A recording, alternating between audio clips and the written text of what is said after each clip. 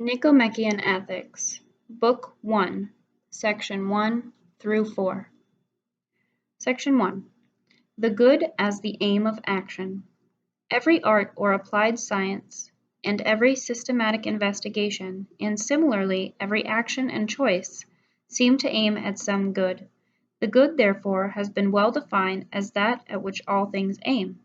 But it is clear that there is a difference in the ends at which they aim. In some cases, the activity is the end; in others, the end is some product beyond the activity. In cases where the end lies beyond the action, the product is naturally superior to the activity.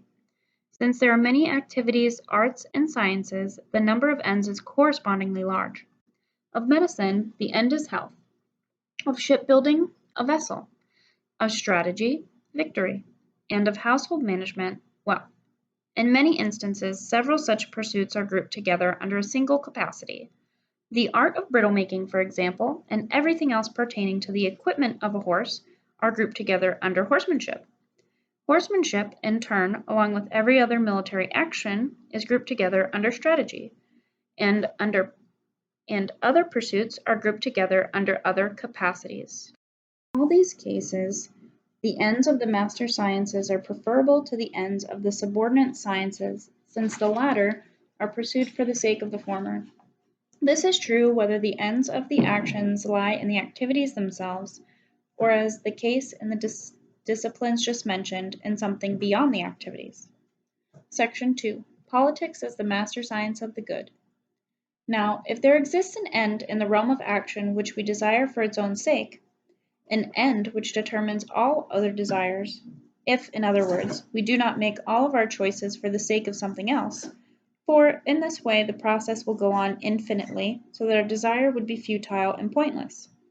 Then, obviously, this end would be the good that is the highest good.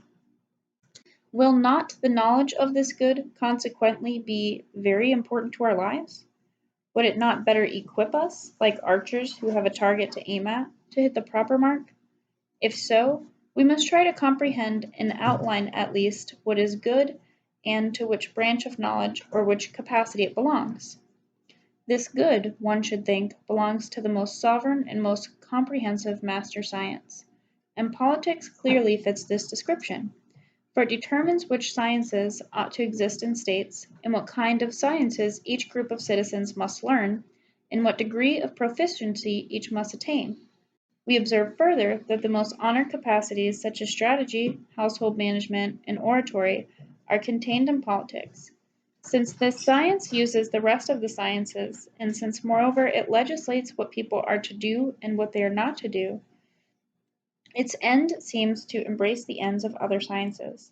Thus it follows that the end of politics is the good for man. For even if the good is the same for the individual and the state, the good of the state clearly is the greater and more perfect thing to attain and to safeguard. The attainment of the good for one man alone is to be sure a source of satisfaction, yet to secure it for a nation and for states is nobler and more divine. In short, these are the aims of our investigation, which is in a sense an investigation of social and political matters. Section 3. The limitations of ethics and politics. Our discussion will be adequate if it achieves clarity within the limits of the subject matter, for precision cannot be expected in the treatment of all subjects alike, and more than it can be expected in all manufactured articles. Problems of what is noble and just, which politics examines, present so much variety and irregularity that some people believe that they exist only by convention and not by nature.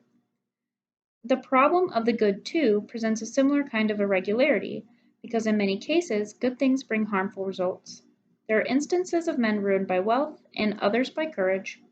Therefore, in a discussion of such subjects, which has to start from a basis of this kind, we must be satisfied to indicate the truth within a rough and general sketch. When the subject and the basis of a discussion consist of matters that hold good only as a general rule, but not always, the conclusions reached must be of the same order. The various points that are made must be received in the same spirit, for a well-schooled man is one who searches for that degree of precision in each kind of study which the nature of the subject at hand admits.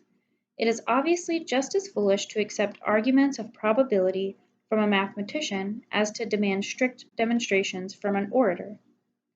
Each man can judge competently the things he knows, and of these he is a good judge. Accordingly, a good judge in each particular field is one who has been trained in it, and a good judge in general, a man who has received an all-around schooling.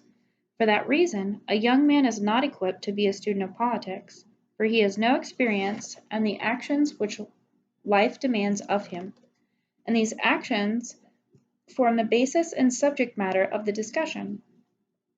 Moreover, since he follows his emotions, his study will be pointless and unprofitable, for the end of his study is not knowledge, but action.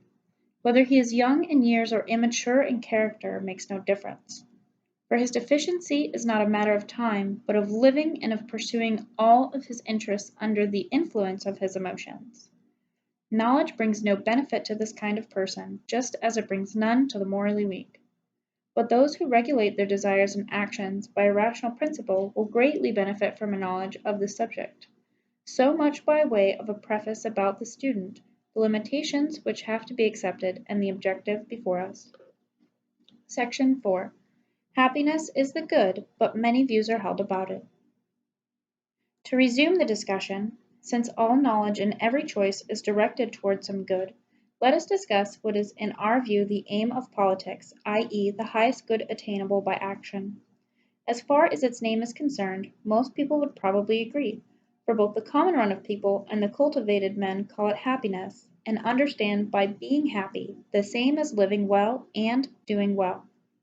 But when it comes to defining what happiness is, they disagree, and the account given by the common run differs from that of the philosophers.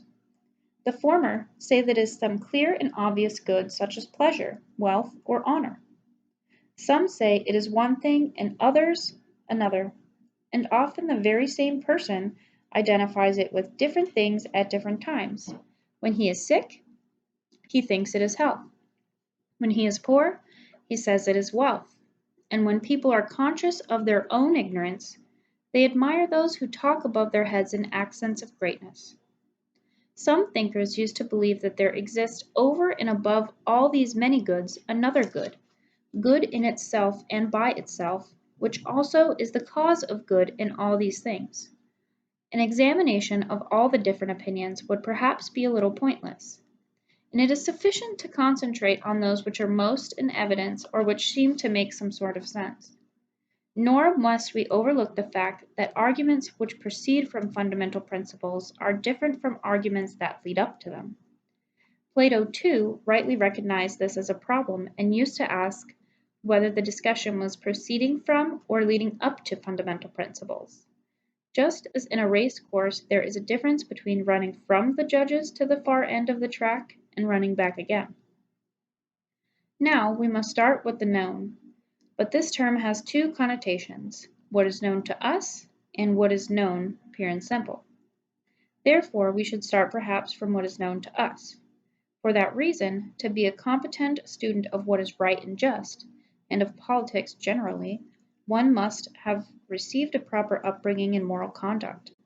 The acceptance of a fact as a fact is the starting point, and if this is sufficiently clear, there will be no further need to ask why it is so. A man with this kind of background has or can easily acquire the foundations from which he must start. But if he neither has nor can acquire them, let him lend an ear to Hesiod's words. That man is all best who himself works out every problem.